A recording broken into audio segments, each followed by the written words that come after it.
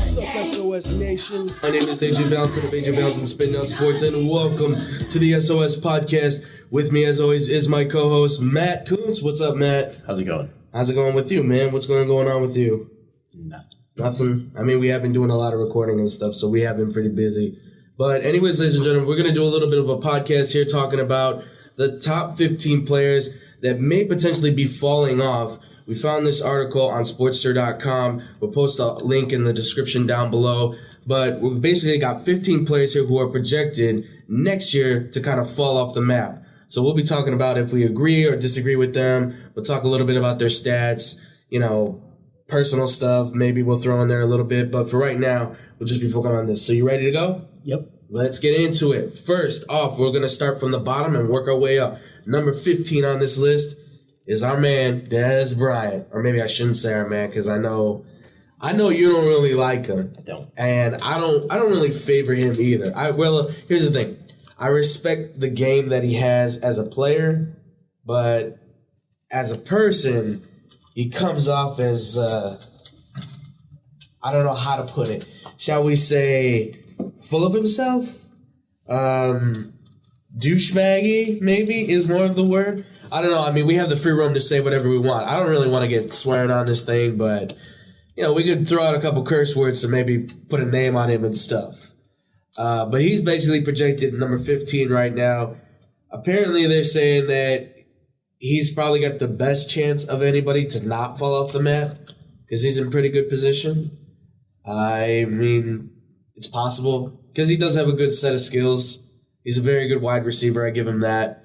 But I don't know. I mean, I'm on the fence with this. What do you think? I mean, do you think he's going to falter off, or do you think he's going to stay on track or progress maybe? Well, I see you had Dez Bryant written down here, but I think what you mean to write is not Kelvin Johnson. Oh. No. I don't know. Shade. I mean, Dez is a good, he's proven he can play, but. Right. I mean, I guess I don't really follow his career that much. Although he is coming off an injury, right? He did miss 3 games. The season before, he did miss, he missed 7 games. 7 games. He's only played 9. His last 1,000-yard season was in 2014, and that was his 3rd straight.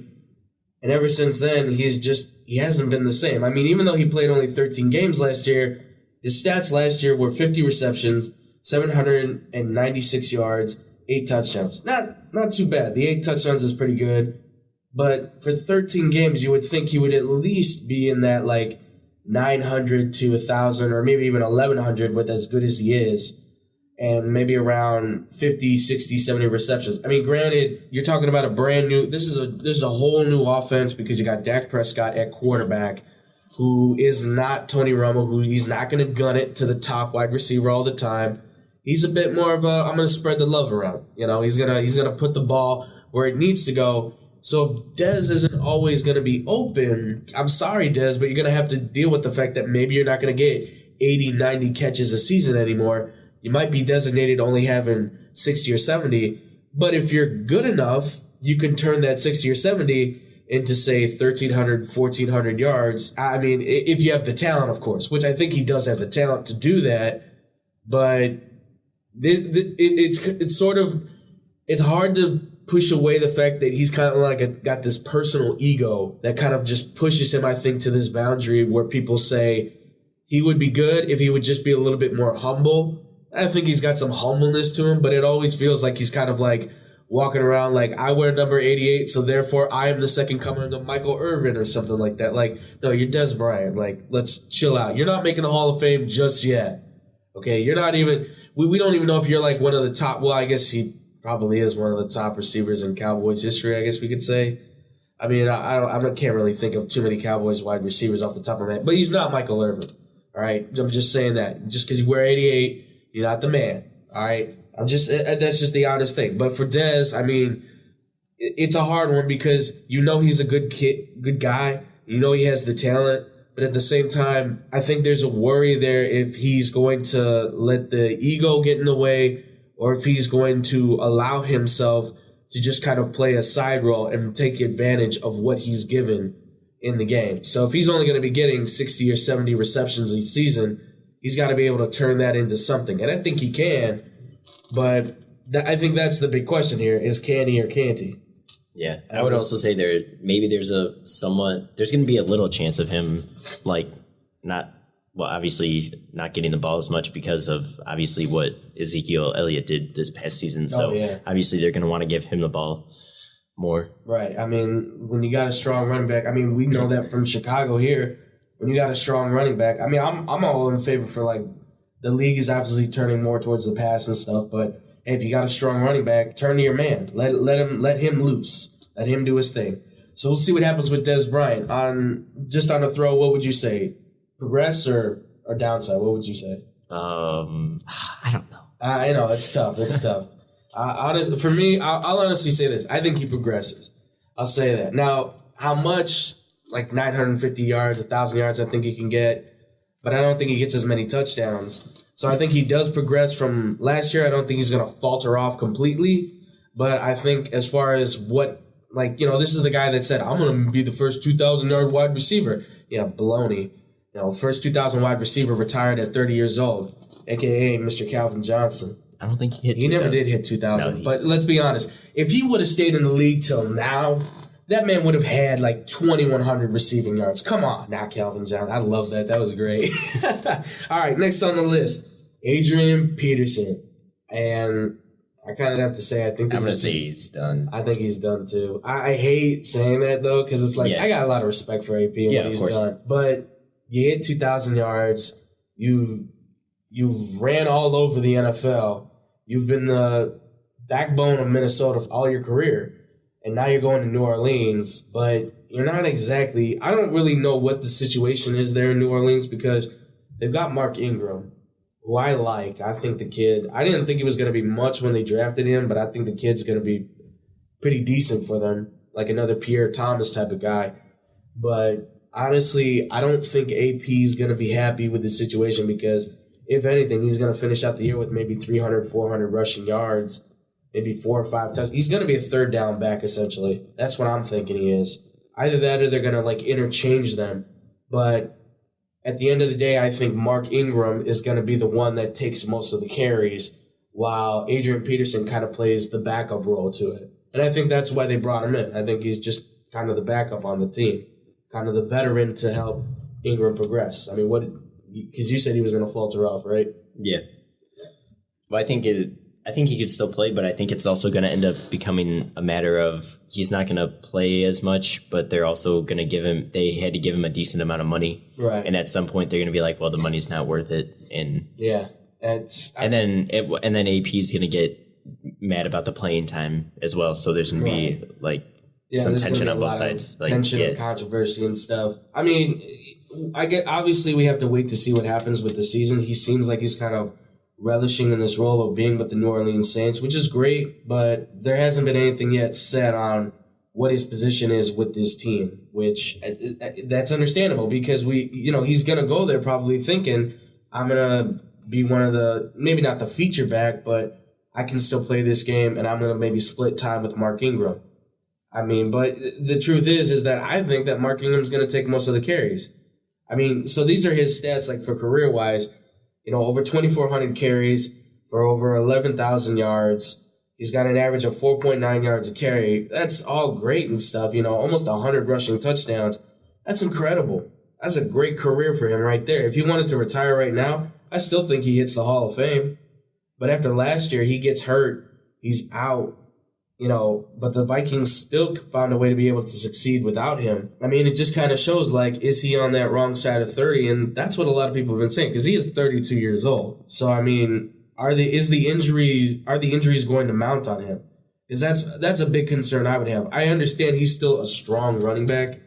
He can still run headstrong into opponents and stuff and still probably tear up the field. But to what length is that going to last at this point in the NFL? Because if he's getting hit constantly like he was back in Minnesota, he's going down at some point. Yeah. He is. So I agree with you. I think Adrian Peterson's going to see himself falter off. I mean, obviously, I don't think he's going to do worse than he did in 2016, but we're going to see less of what we saw in Minnesota and more of what we see out of a lot of these third down specialty backs that catch passes out of the backfield, and, they run the ball on third down to get the first down and maybe break away for the touchdown, or are on the goal line when they need that big back to punch it in, because he is that kind of a guy. So I think with AP, I think you're right. I think we're going to see him just go on the downfall. So I think that sorry, AP, we love you, man. We got respect for you, but it's just, it is what it is, He had a good career. All right, next up, Alex Smith, quarterback for the Kansas City Chiefs. Look, this dude has had a journey. I don't know what he is. I mean, I want to say he's a good quarterback, or at least he's a decent one. I mean, he has good stats. 27,000 passing yards, 157 touchdowns with only 91 interceptions. That's pretty decent. For an overall QB rating of an 85.3, yeah, sure. And a completion rating of 61%, that sounds like a really good career altogether, but 33 years old, they just drafted a quarterback this year in Pat Mahomes II. I mean, so is he going to be the same guy that he was last year? I mean, last year he had 15 touchdowns, 8 interceptions. He threw for 3,500 yards, but, I mean, Kansas City's kind of just, they don't really have too much left because they lost Jamal Charles. They don't really have, I don't really know who their wide receivers are outside of Tyreek Hill. And he's not even really a wide receiver. He's like a I can do everything guy. So, I don't know. What are your thoughts for, like, Alex Smith? I mean, I know we don't follow him very hard, but, I mean, just along, because, I mean, the dude, I give them this, he had a good redemption story. Mm-hmm. From where he was at the 49ers as the number 1 overall pick. Looked like a bust. Everyone wanted him out. 2009, he has a great year. 2012 comes around. 2011, and 2012 come around. He helped the 49ers get into Super Bowl contention, which Kaepernick helped them finish off. And then after that, goes to the Chiefs. He has a great year with the Chiefs. I mean, he's had actually a really good career with the Kansas City Chiefs. But, I mean, what are your thoughts for Alex Smith? I'm gonna say he.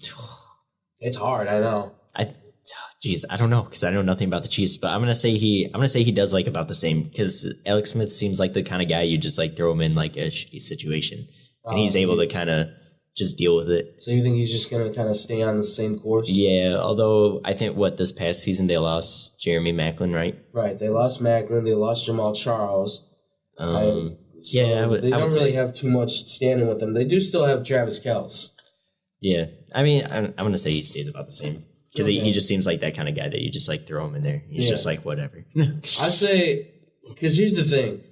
I think, unfortunately for Alex Smith, I'm predicting he's going to get hurt this year.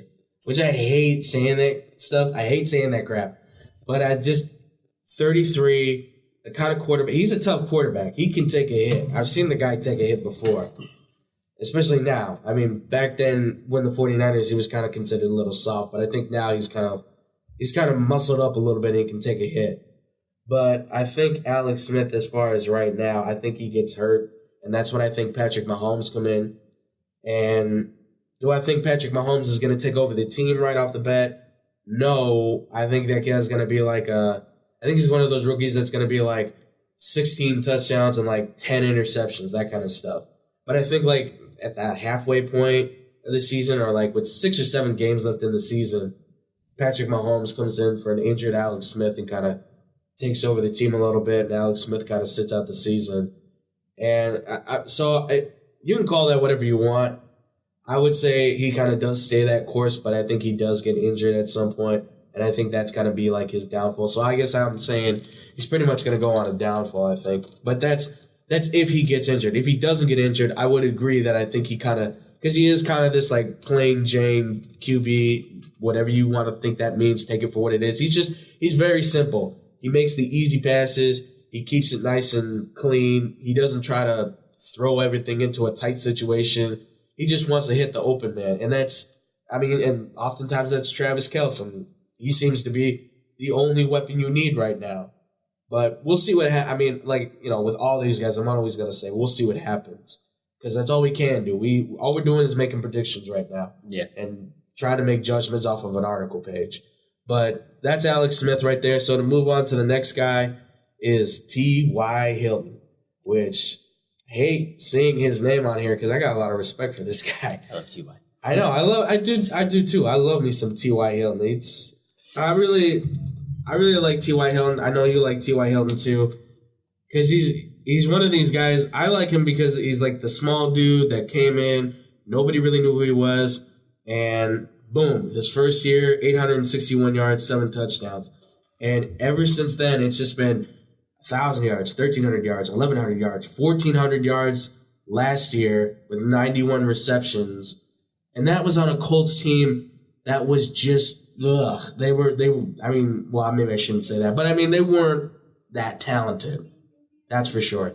They weren't as talented as past Colts teams before with Andrew Luck. And that's the important thing to remember, too, is that he came in with Andrew Luck. So this is kind of like, I mean, I'm not saying he's Marvin Harrison, but it does look like a Manning-Marvin Harrison kind of relationship with these two, where it's a wide receiver and a quarterback that kind of seem to have an understanding of where they both are on the field and know what the other one wants and what they like. And that's always important. I mean, I didn't play wide receiver. You played wide receiver. But I feel like that's always one of the biggest important things for a wide receiver and a quarterback to have is that type of relationship where it's like, I know what you want and where you're going to be at all the time.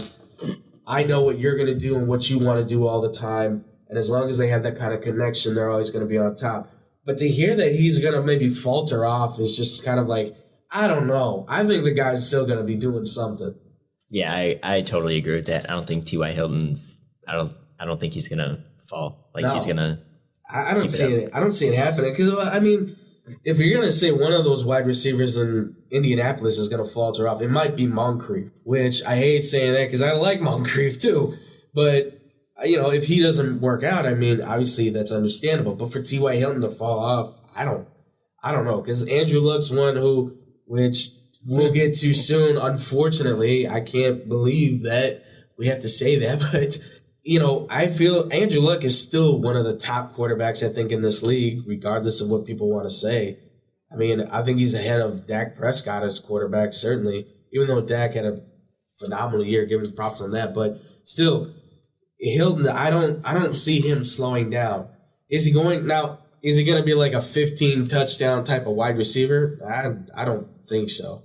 I mean, unless Andrew Luck decides to be like, yo, I'm just going to like bomb it out there. Like, what's up? Like, he's going to just start bombing, which could happen. Who knows? But, you know, he doesn't have to be that kind of guy because the Colts have, well, I mean, they're starting to get an array of weapons. They're starting to build more around Andrew Luck, which is the right thing to do. They still have to work more on that defense, but for Hilton, I don't think he's going to falter off. I don't see it happening because he's got a good work ethic.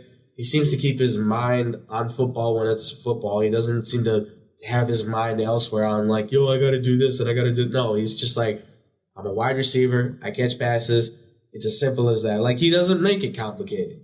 So I don't know where this site thinks it's going to happen unless they're counting on like Andrew Luck, like really just going into a spiral, which I don't think is going to happen.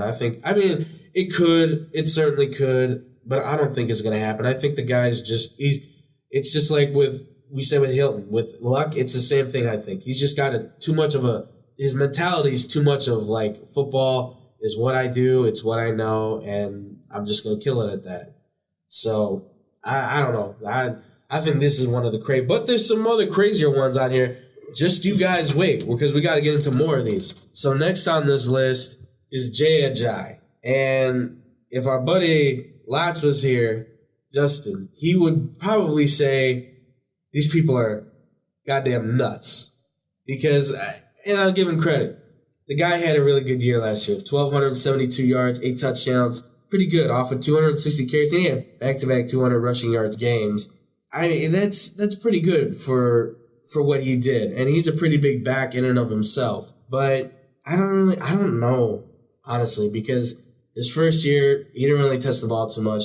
This year, he exploded off. But I don't really know. I don't know the whole situation in Miami. Mm-hmm. Their offense usually runs through their quarterback, Tannehill, which makes me feel like I feel like Jay Ajayi, I think, is going to falter off a little bit next year. Like, he won't have 1,200 yards. He'll have like 800 or 900 rushing yards because they're probably going to want Tannehill to just throw the ball all over the place. Because when you got Jarvis Landry in Miami and a few of the other weapons that they got going on there in Miami, along with the killer defense, it looks like they could be set up to make a challenge for the playoffs maybe, but it just feels like Tannehill's probably the guy that you want the ball to feed through, especially now in a league that passes a lot. So, I don't know. What are your thoughts for Ajayi? I mean, I know we don't know too much about him, but I'll just say he did. I'll just say he won't fall. I think he's going to do fine. You think he'll do fine? Yeah, I don't know. I mean, I hope he does for Justin, for our boy Lotz's sake. I hope he does. Because I know he wants these Dolphins to win, which I don't really care. I'm not a Dolphins fan. But, I mean, you know, I think just because the fact that the league is so much passing now, I feel like Ajayi is just gonna have to take a back seat to whatever Tannehill does. I hope I'm wrong because I like the way the guy plays. The guy plays. I love a hard-nosed running back that's just like, yo, F you. I'm going in full tilt all the way. I'm charging in head first. I don't care what anybody says. Stiff arm you, throw you to the ground. I love that type of running back, and that's what Jay Ajayi is. He's a big old running back that's just like, I'll just do whatever I want. So I hope I'm wrong, and I hope you're right. I hope he stays the course and or progresses, because I'd love to see that. I love those big old running backs, especially from Boise State. I don't know why. I don't know why I like players from Boise State. Those guys always seem to work hard. So next on this list is Tyreek Hill, who I have mixed feelings about. Not to say he's not a good player. I think the dude is a decent player. Okay, he had for all-purpose yards. He had 1,836 all-purpose yards. He had 6 receiving touchdowns. He had 3 rushing touchdowns.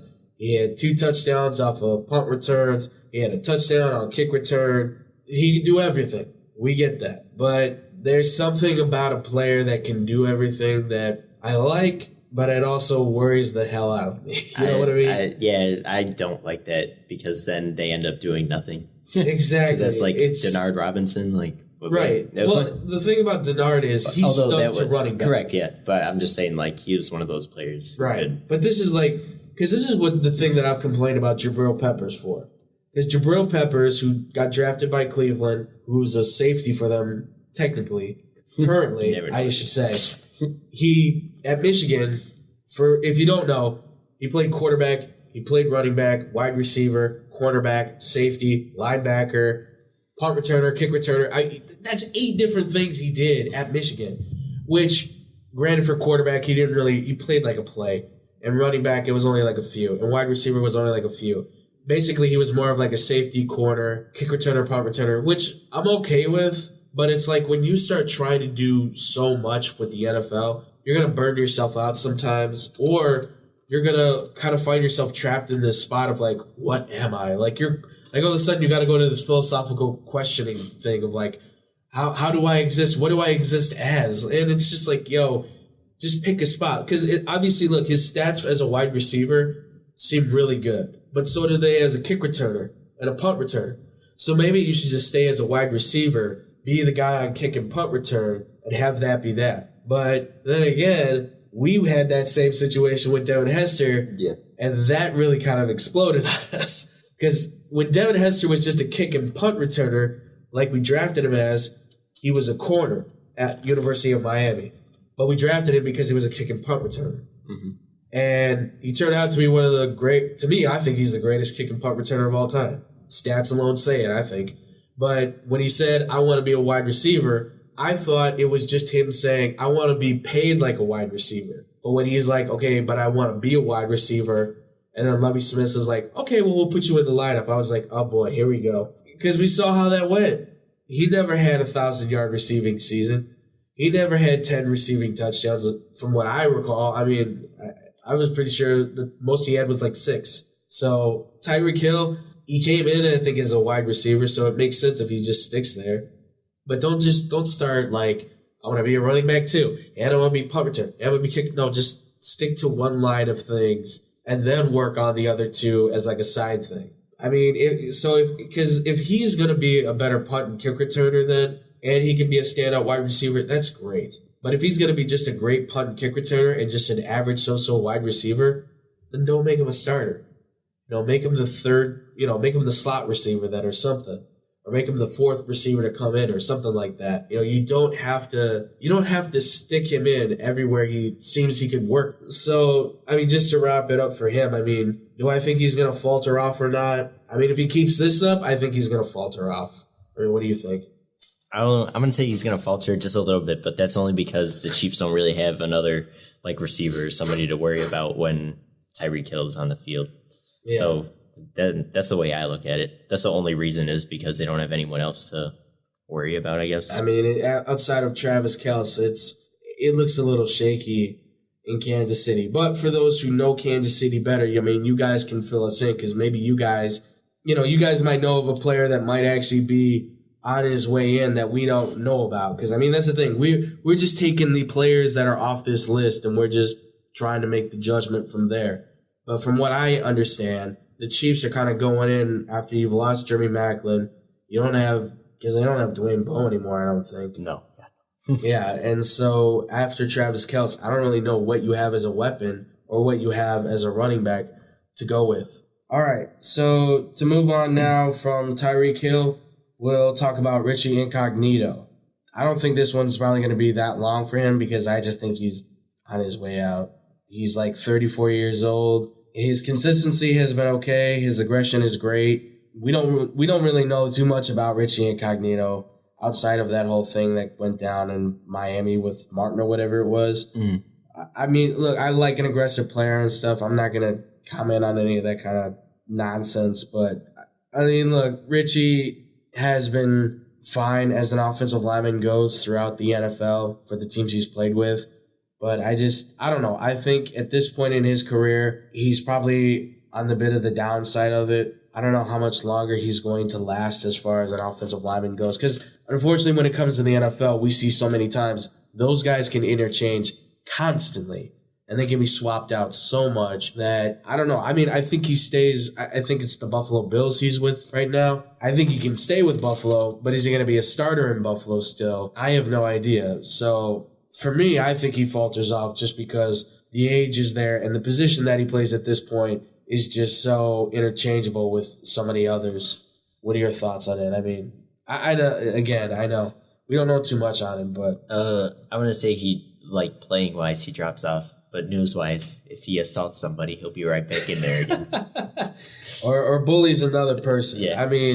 Yeah, whatever. Yeah, that's all I have to say. Look, like I said, Richie Incognito. There's not really much to say because as far as his stats go, the only thing we could say was games played. The guy's played in 134 games. It's a lot of games, but he hasn't done it a lot on a consistent basis. Now, whether that be as a starter or as a backup, he's always been there as kind of like a backup / decent starting option, but he's never been a premier offensive lineman.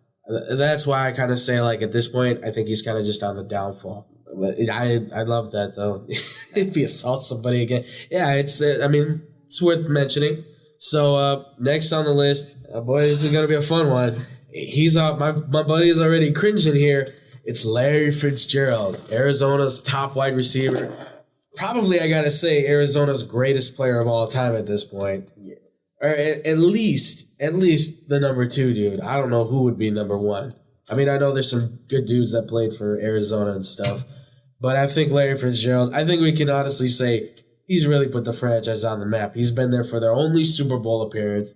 He's been there for every playoff appearance they've made thus far in the modern day era, or not modern day era, but in the 2000s range of football and stuff, in the 2010s.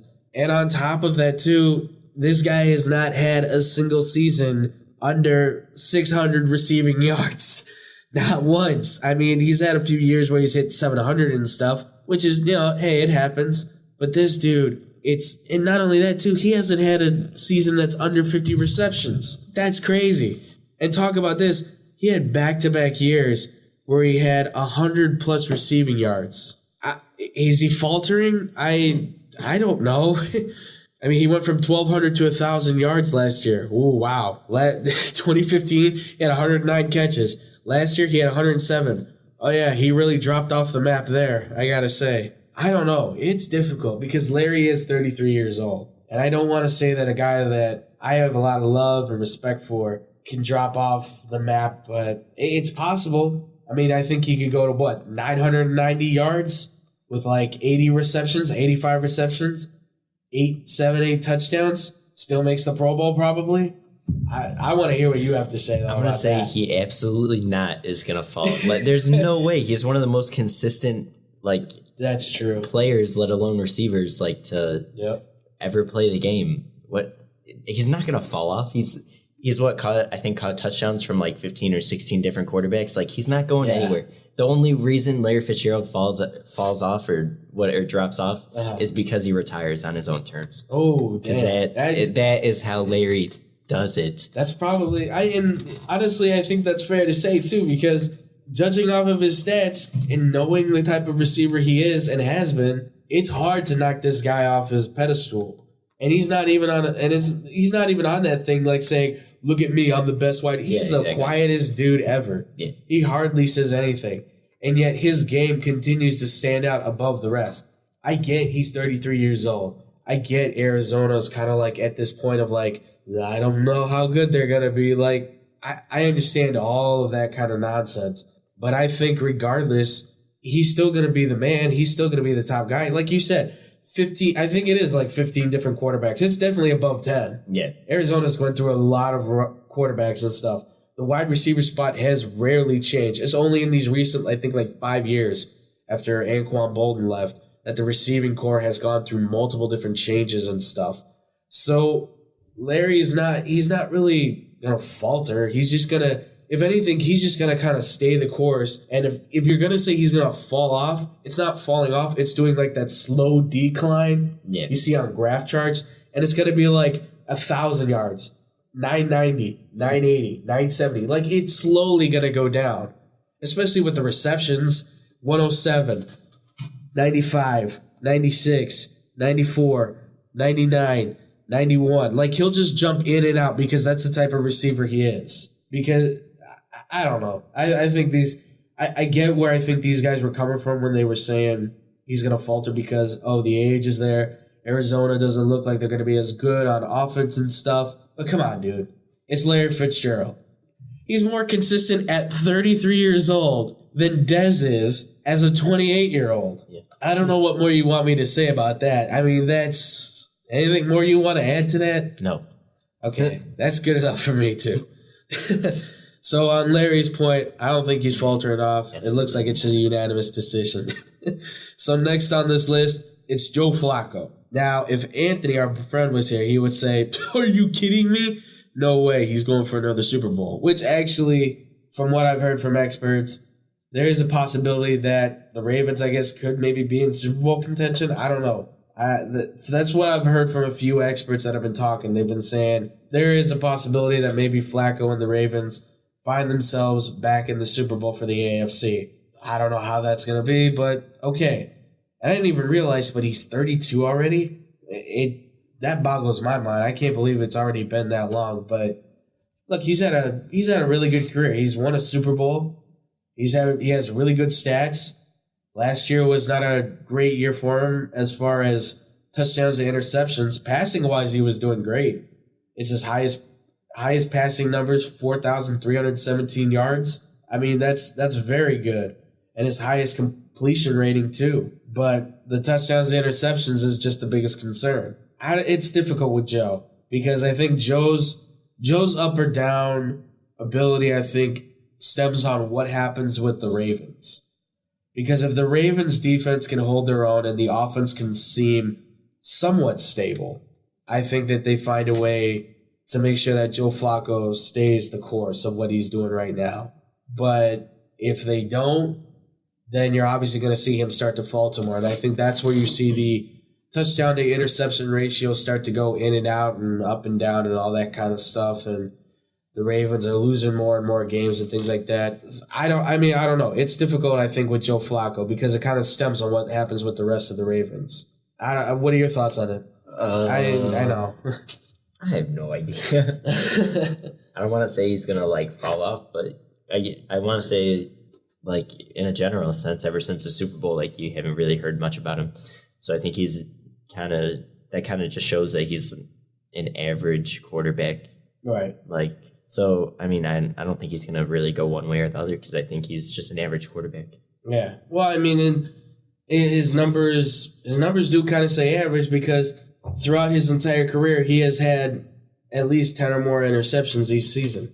I mean, his lowest were in 2012 when they went to the Super Bowl and in 2010, which, okay, that's fine. But his highest were 22 the year after they went to the Super Bowl. So, it's not exactly easy to kind of say that this guy's like an all-around great success as far as quarterback goes. He's like an average to above average quarterback. I would say like above average because he's always still able to kind of like put the Ravens in a good place. But it's difficult because, like I said, I think his success kind of still does stem from what happens with the Baltimore Ravens offense and how the defense comes out. So I guess with Joe, it's like I always say with these guys, we'll have to wait and see what happens. But with this, I think we do have to wait and see what happens with the rest of the team just to see how Joe does. But as far as what I think he's going to do, that's a hard one for me to answer.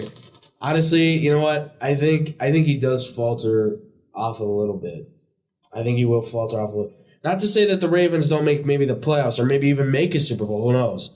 But I don't think he's going to have as good a year as he's had in previous. And if they do go to the Super Bowl and they somehow do win it, I don't think he's going to have as good a year as he did the year they went to the Super Bowl with 3,800 passing yards, 22 touchdowns, and 10 interceptions. It might be something like we saw with Manning where it's more interceptions than touchdowns type of thing. And who knows, maybe they got to bring in a backup quarterback to kind of change the momentum because maybe he gets hurt or something. Who knows? But we'll see what happens with Joe. So that's our prediction for them. And number 6 on this list is Blake Bortles, Jacksonville Jaguars quarterback, who I've always tried to have the most confidence in. And during one of our podcasts where we had the entire group together of our friend, I said that him and Von Miller I would pick to be kind of like the young franchise players for my team on offense and defense. Out of all the players in the league, because I felt like Bortles had something there that could work. I might have been a little wrong.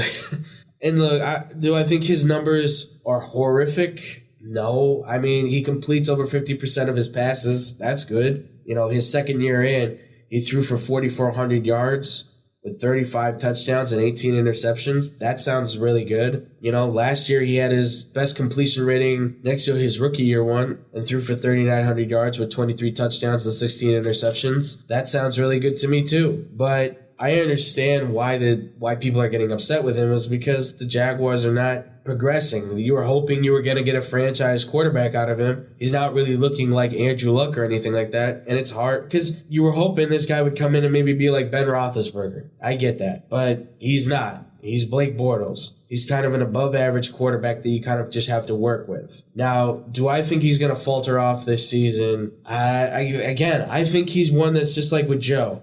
I think just like with Joe, you kind of have to wait to see what Jacksonville does because they just drafted a running back in Leonard Fournette, who looks like he could be the feature franchise back. Wait, they just drafted another running back? Yeah. What about TJ Yeldon? I wouldn't trust him at all. Are you kidding me? I mean, look, TJ Yeldon, he was a decent option, but when you're getting outrun by the quarterback turned running back, Denard Robinson, I'm sorry. There's something wrong there. I mean, Yeldon was, like I said, Yeldon's a decent option, but Leonard Fournette is more of that franchise feature back that they need, especially in today's league when you need a running back that can outrun the competition and also be able to get in between the tackles and run through people. That's the kind of guy you want from Leonard Fournette. But the problem is with Fournette is he gets hurt a lot. He's been hurt at LSU for the last couple, but hopefully if he comes back strong enough, maybe he helps Jacksonville. But this is where, again, I think it's tough because I don't think Jacksonville wants to give up on Blake just yet. And I don't want to give up on Blake just yet as a starting quarterback. But I don't think he's a elite quarterback in the NFL. I think he's like an above-average quarterback in the NFL. And I think a lot of what he does stems on what happens in Jacksonville as far as moves on the offense and what happens with the defense. So, thoughts on Blake Bortles at all, dude? I don't know. I think, in my opinion, obviously he's still young. I think he's gonna do just fine. I don't know. I don't think he's a bad quarterback. Yeah. I still think he's obviously learning.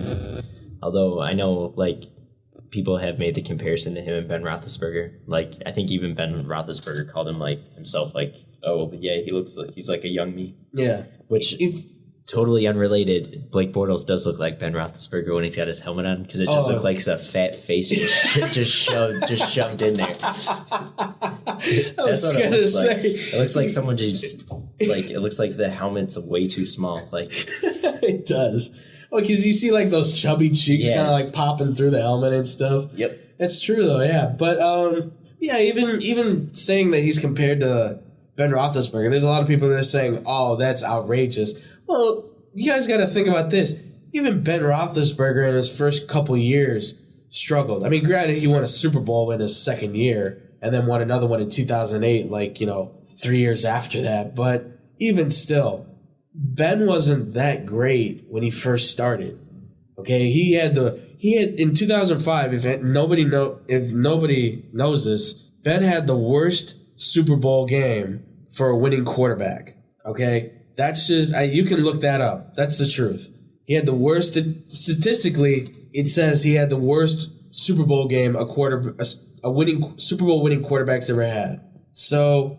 Is that what Blake Bortles is going to be? Well, if he can get the Jaguars to a Super Bowl, and even if he plays, like crap in it, if he gets them a Super Bowl victory, hey, I'm just like Ben Roethlisberger. Well, he had a heck of a career, so why should I even doubt that? I mean, he's already set up with a wide receiver like an Antonio Brown, and but his is Robinson. And Herms. And Herms. That's right.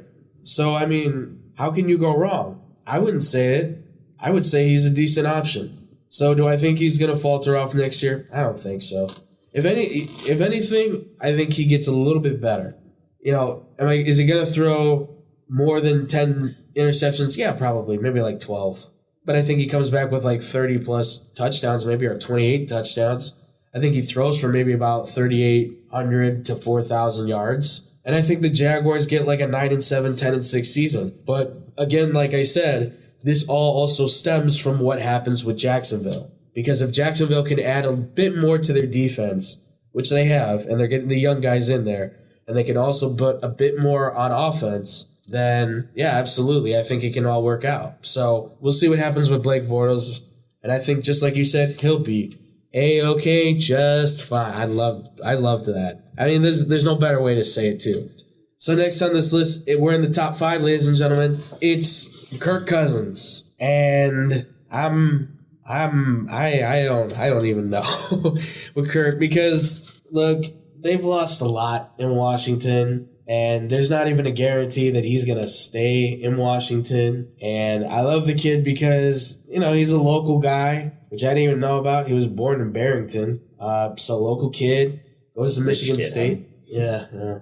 Goes to Michigan State, comes out, 4th round pick under RG3, and turns out to be the better option over RG3. But, it's hard to say because these last 2 seasons he's thrown for over 4,000 yards. He's had some of the best quarterback rating you could ask for from a young QB. And not only that, but incredible completion percentage. But that was also with Deshaun Jackson and Pierre Garçon as his wide receivers. Now you're talking about Josh Doxson and Terrell Pryor being his wide receivers. I mean, Terrell Pryor did great with Cleveland as a quarterback on wide receiver. And that's a nice big target to have in Washington, especially when you also combine that with that tight end they have there, Jordan Reed. It's a great combo to have. And even though Jordan Reed is not that big, it's still nice to have kind of the larger guys who can really charge through and make big time plays. And Terrell Pryor showed he can be a good wide receiver as long as he's got, even if he doesn't have that great of a quarterback with him, he can still do some great things. But it's tough because, like I said, the Redskins, they've lost a lot. I mean, they're trying to gain a lot. They tried to add more on defense this past draft, but it's uncertain if Terrell Pryor,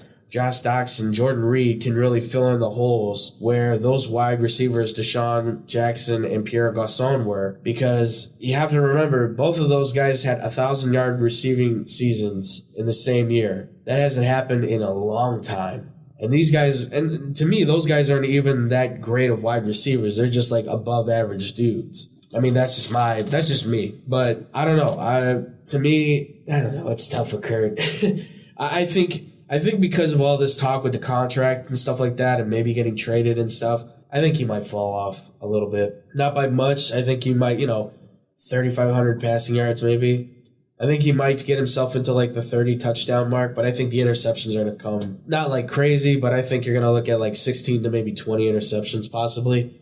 I mean, your thoughts on Kirk Cousins at all? I was going to say I think he's fine. No, I don't know. You think he's fine? Yeah, I think he's a smart player, so I think he'll be just. Yeah, I mean, I think he's a smart dude too, and I think he makes great decisions, but. To me, it's just at this point, it's just the lack of experience at the receiving spot now is gonna, I think, just kind of weaken him. I mean, his experience could overlap what the lack of experience that's there in Doxson. Even though Doxson seems like a very mature player already, and Terrell Pryor seems like a guy who's like, I get it, I know where I kind of stand now as an NFL player. I'm a wide receiver, and that's kind of it. Which he could be still like a quarterback option maybe, because who knows? But even still, I mean, maybe it could work, but I don't know. I feel like just the lack of receiving options that he has there, and also what'll happen with the Redskins. Obviously, the Redskins' defense isn't really going to affect the offense too much, but if the defense isn't picking it up, then a lot of that pressure then falls on the offense to try and pick up the slack, and that can sometimes be a lot to weigh on a quarterback, and if Kurt really can't handle that kind of pressure, who knows what happens then. So I guess we'll see what happens with Cousins. I know I keep saying that. I apologize, but it's just at the end of the day, nobody knows what's going to happen. We're never really going to know what's going to go on with any of these guys. Until it actually happens. Right. We'll have to wait until we see what happens in training camps and preseason, and once the season really starts going, we're not, and even then, when the season starts, we're not really going to get a good judgment call until maybe like 5 or 6 games within the season, maybe. And then we can come back and be like, so how many of these did we actually get right? Who knows? But we'll let you guys know then. All right, so next on this list, you're not going to like this either. This is the one where he just goes ballistic probably too. It's Andrew Luck. Now, again, I get why they said it. I understand. But I don't think he's going to fall off. I mean, look, I get the completion consistency issue. I understand that.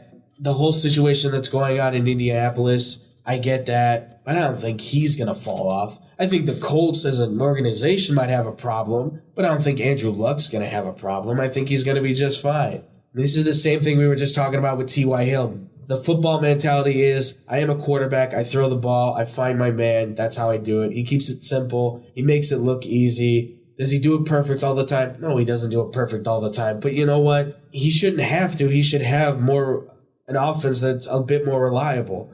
So now all of this is not going to fall on his shoulders. Some of it's going to have to fall on the team that's with him as well. So if the Colts can help back him up more, then absolutely he can still succeed. And even if the Colts don't have that great a team this year, I still think Andrew Luck can succeed. I mean, I want to know what you think, because I know you like Andrew Luck. Of course I do. No, I think he's going to be just fine. I mean, I know right now I think his shoulder is still messed up. Yeah. But, I mean, he's shown he's a tough player, and he's a smart player. He's the last, in my opinion, he's the last actual passing quarterback to come out of college in the past couple of years. Yeah. Although now you have players like, Carson Wentz and stuff, but when it was like Andrew Luck and RG3, all that stuff, I thought Andrew Luck was the better quarterback because he's like an actual passer. Yeah. And if he really needs to, he can run. Yeah. In 2012, when that draft was happening, that was when I started coining, for the future and player now. That's how I kind of described players as. Are they for the future or are they player now type of guys? RG3, I always said, was a player now type of quarterback. He's a guy that you throw into the team, you can win games with him right away, you can get to the playoffs right away, but 5 years down the line, is he going to be the same player? No. And look at what happened. 5 years down the line, is he even the same player? He's not even with the Redskins anymore. Who knows where he's going anymore? I don't even know where he is anymore. Honestly, I don't. Wasn't he with the Browns? Well, he was with the Browns. He might have left there. I don't know. Maybe it's Los Angeles Rams at this point. I have no idea. But that's the thing, is that he fell off. He fell out of the Rams. He fell out of the Redskins system after 5 years or so. Andrew Luck is still here with the Colts. I understand he was the number 1 pick, but I saw him as being the quarterback for the future. And why? Because he kind of fit the system. He fit the bill as like we need another guy that's similar to what Peyton Manning was here in Indianapolis. Well, who do you want? Do you want RG3 or do you want Andrew Luck? Well, when we were winning, we had Peyton Manning. So is Andrew Luck the next Peyton Manning? No, he's Andrew Luck. But he's very similar to what Manning was in Indianapolis. Straight back, look for your man, throw the pass, run out of necessity only, not run including. Except Andrew Luck can actually run. Well, yeah, that's the thing. I mean, Peyton Manning couldn't run to save his life. Trust me, we saw him do it plenty of times. But for Andrew Luck, it's like, I'll scramble only when I need to. I'll throw anytime. With RG3, it was, I'm going to throw and I'm going to run. Well, when you do that, you're going to get hurt. And what happens? He gets hurt, tries to come back. He's not the same player anymore. Why? Because they figured out this whole option run offense. So you can't do that anymore. So now you're stuck trying to be a passing quarterback. And he wasn't really that great of a passer to begin. I mean, he can pass the ball very well, but he wasn't really as great as Andrew Luck was as far as quarterbacks go. So it makes sense that, Luck would be the better quarterback. And Luck is the better quarterback. And it shows. And do I think he's going to falter off? I don't think he's going to falter off. But the team as a whole, they might falter off, yes. But I don't think he's going to get hurt by it. Just like I don't think T.Y. Hilton's going to get hurt by it. I think they're both going to just feed off of one another. And if anything, because Andrew Luck's 27 years old, and he's already thinking like an all-pro. Because he is an all-pro. So at this point, I won't be surprised if the Colts make the playoffs. If they go 11-5 or 12-4 this year, and Luck has 4,000 passing yards with 40 touchdowns and 5 interceptions, won't be shocked by it. Why? Because he's that type of player. And I think Pagano's that type of coach. I mean, I think he's going to be fine. I think he's going to do all right. If anything, I think he's going to grow. I think he's going to get better. I don't think he's going to falter. So that's Andrew Luck there for you guys. Show respect. That's all I got to say to these people who wrote this thing. Next on this list, we're going to have fun with this one. It's Josh Norman, quarterback for the Redskins. Now, this is Kirk Cousins' teammate right now for the Redskins, of course. He's 29 years old. He's had 10 interceptions in a 5-year career thus far with the Panthers, 4 with the Panthers, the 1 with the Redskins. I don't even know what to say about this anymore. This is the first time I've ever seen his stats. Yeah, his stats. Yeah. I'm just gonna say right now, that's not worth the money. No, not even close. 10 interceptions, and this is one of the best corners in the league. That's unbelievable. I'm gonna say he falls because he can go screw himself. That's ridiculous. Yeah, I first things first. I thought the money was ridiculous. Yeah, that's too. No way. The other thing was, I thought for his age, it was a little too much too, because once he hits 30. I mean, you could still be an effective corner at 30. I mean, Darryl Green showed that. He was 37, 38, and he was still keeping up with some of the younger guys, or not really speeding past him, but going at the same pace as him because he was fast. But Josh Norman, the 10 interceptions, I've always kind of been well, that's okay. The thing that I will give him props about is that he does have a good tendency to be able to knock receivers off their routes, and he does have a good ability to kind of keep up with his man and stay on him and be able to shut down the ability for the quarterback to say that he's a viable option to pass to, because Norman's covering him very well. He's a very good cover corner, but he's not a shutdown corner. He's not the best corner in the league. I mean, at least I don't think so. I think the best corner in the league is Patrick Peterson. Because I think Patrick Peterson can do everything. That guy can tackle, intercept passes, take him back for touchdowns, cover his man, cover the quarterback, cover the running back, and cover the tight end. The guy can do everything. Josh Norman's kind of I need to stay on the wide receiver. And if the wide receiver is quick enough, though, and he's able to get underneath him, all of a sudden that wide receiver has the advantage over him. I mean, that's the trouble with Josh Norman, is if a wide receiver can stay underneath him, there's trouble there. So, I mean, I don't know. I mean, like I said, I think he's a very good I give him credit on that, being a very good cover corner, but I don't think he's the best cornerback in the NFL right now. I mean, I stand by that, really, because I think he just needs to show more of what he can do. So if he still has more left, because he is 29, if he still has something more that he can show us, that'd be great. But at this point, I don't really know. I mean, you have any more thoughts for Josh Norman? Just as I have nothing to say. I mean, I know he's, and that's the other thing too, is the personal stuff on the sidelines and things like that. How's that going to affect him? Who knows? But I guess I don't know a lot about defensive backs. yeah. The last defensive back I actually liked was Champ Bailey. Yeah, well, But Champ Bailey was... See, now Champ Bailey was a freak of nature. And he was one of the best quarterbacks in the league when he was around. Yeah. Even when he was 35, the guy was still like 3 or 4 interceptions into the season. But, I mean, Josh Norman, it's just a matter of, can he still keep up with these guys? Frankly, I just want to see the next fight between him and Odell Beckham Jr. That'll be a throwdown. I'm surprised Odell Beckham Jr. is not on this list. But I guess... As much as I hate Odell, he is one of the best receivers. Yeah. I can't stand that guy. But in a future podcast, we'll probably be talking about him because... We should do the biggest douchebags of the NFL. We should, because he would definitely be on the top of the list, I think. Yeah. Or at least he'd be one of them. I put him like number 2 at least. All right, so next on this list, we're down to the final 2. Number 2 on this list is Matt Ryan. I'm just gonna go ahead and say I don't think he's going anywhere. You think he's gonna stay the same? Yeah, he's either gonna stay the same or get better, because like you look at his stats, he's always like consistent. Like that's consistency. Right. Like as much as the Falcons really don't get, I know the Falcons don't get like a ton of credit or anything, or they're never, except for this past season, obviously, but they've always been like a solid team. Yeah, no, that's totally fair to say. I mean, they should get a lot of more respect for what they've been able to put on the field. I mean, look, Matt Ryan came out the same year as Joe Flacco. I think he's a better quarterback than Flacco, personally. I mean, the stats say he is better than Joe, technically, even though Matt Ryan has a lot of interceptions. He actually has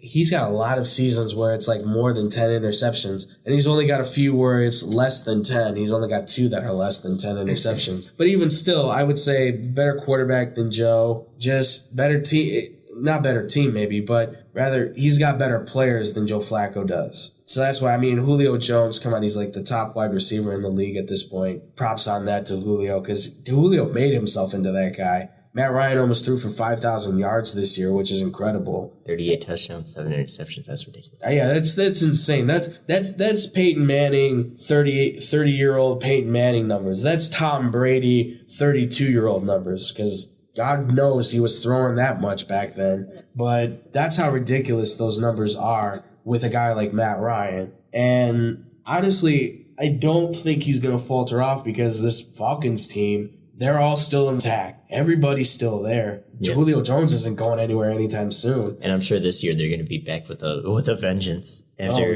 that Super Bowl. So I mean, well, we both watched that Super Bowl, and we all thought the Falcons had it, and we just watched as it slowly slid away. Yep. Now, just to throw this in real quick, the reason I think they lost was just because there was inexperience in the defensive backs, okay? And the other thing, too, was the linebacker core, I thought, kind of just was lacking a little bit. I mean, they had some decent linebackers in there, but they really didn't have a linebacker core that was experienced enough, I think, to be able to handle and read what the Patriots were constantly doing. I mean, that's just my opinion for the Falcons, just to throw that out there. But I don't think Matt Ryan's going to falter off. No. I think the Falcons are in a perfect position at this point to say they're going to even go better. If anybody, too, I think, is going to have a wide receiver who hits like 2,000 yards at this point, I would probably say Julio does it with Matt Ryan. Because even though Matt Ryan's 32 years old, he's not on the wrong side of 32, okay? If anything, he looks like he's going to be like, I'm not going to say Brady or Manning, because that's crazy talk sometimes to think about. But,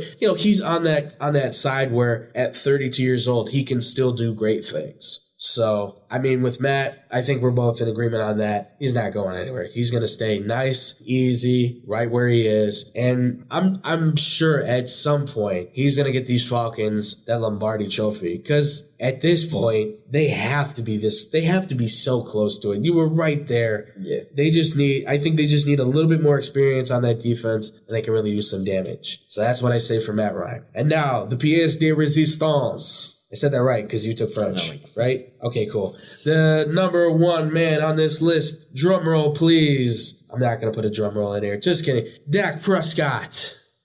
which I didn't even know his name is Rain Dakota Prescott, but Dak Prescott.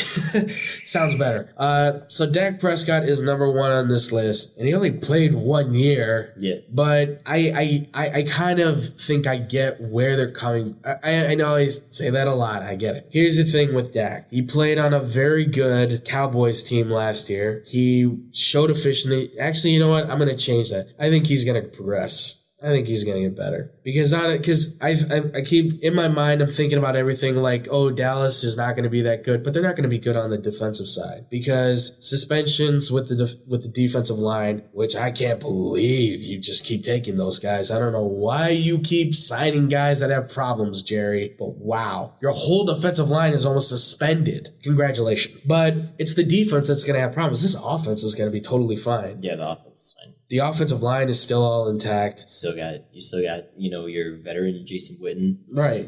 Jason Witten's still on the team. Somehow. Yeah. He's like an ageless wonder at tight end. Yeah. I mean, come on. He was Gronk before there was Gronk. Second Gronkowski. Well, if we're going after Gronkowski, the Andrew Luck spike is way better than the Gronk spike. I don't care what anybody says.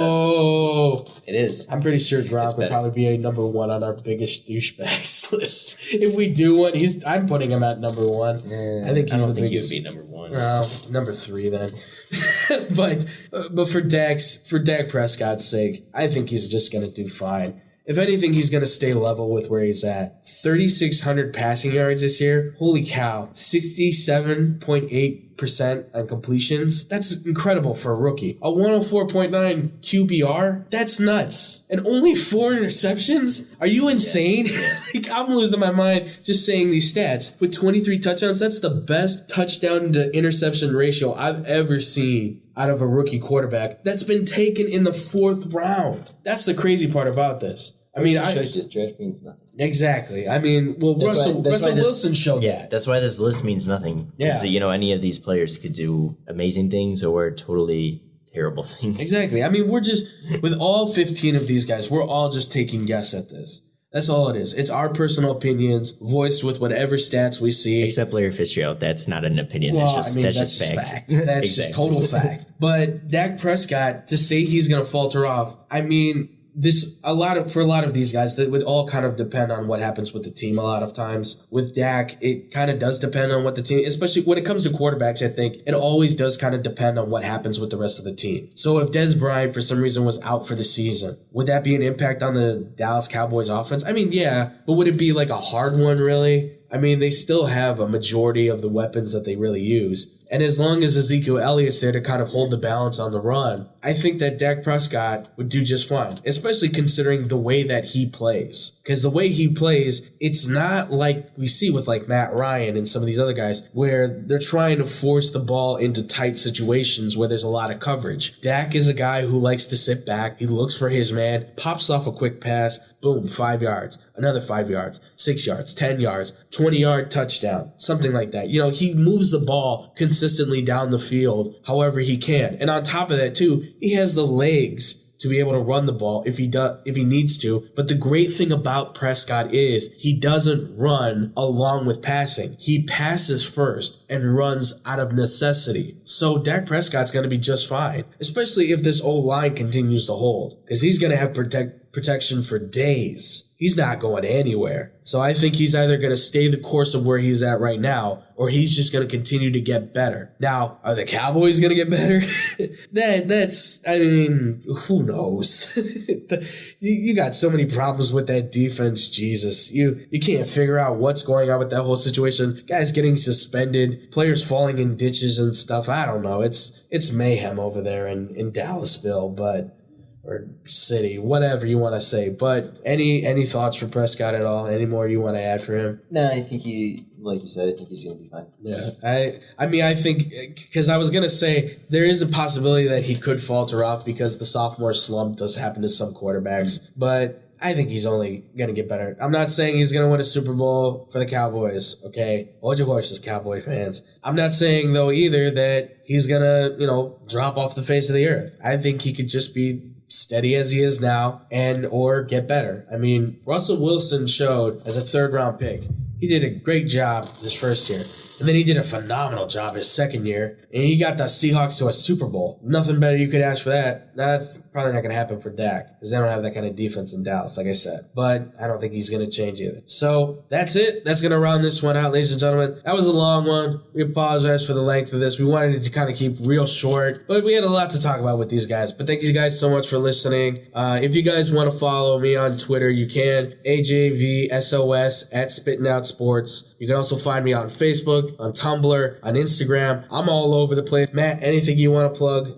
No? Well, you can find us also at our YouTube channel called We Got Nothing. Please make sure to subscribe. We've got a little bet going on, me and my friend, where if we can't get our YouTube channel to 50 subscribers within 3 months' time, I have to dye the top of my hair blonde. I don't know why I made this stupid bet, but if we don't get to 50 subscribers within 3 months, I get like $100 or something like that. I don't know. It was a stupid, dumb bet we made. All I know is that if I do, I'm going to look like a douchey Instagram model. But yeah, you can follow us on We Got Nothing. You can see us there with our few sketches. We got a few more that we're going to be working on coming out soon. Keep following us here on the podcast. Keep liking us on the website and stuff. Thank you all so much for listening. And as always, I'll be here spitting out the sports. Peace, y'all.